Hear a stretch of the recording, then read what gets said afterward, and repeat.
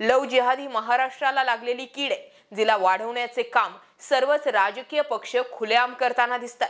आता लव जिहाद आणि राष्ट्रवादी कनेक्शन आहे असं का म्हटलं जातं हे समजून घेऊयात। संगमनेर मधील लव जिहादचा गुन्हेगार युसुफ चौगुले हा तुतारी गटाचा शरद पवारांच्या राष्ट्रवादी काँग्रेसचा पदाधिकारी आहे।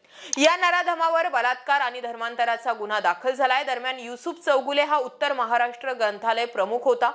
दरम्यान याला वाचवण्यासाठी राष्ट्रवादीचे काही नेते मंडळी प्रयत्न करत असल्याचा आरोप गेल्या 2 दिवसांमध्ये झाला। दरम्यान लव जिहाद असा काही प्रकारच नसतो असं म्हणणाऱ्या जितेंद्र आव्हाड आणि सुप्रिया सुळेंना उरणच्या दलित लेकीचा गेलेला जीव दिसत नाही का?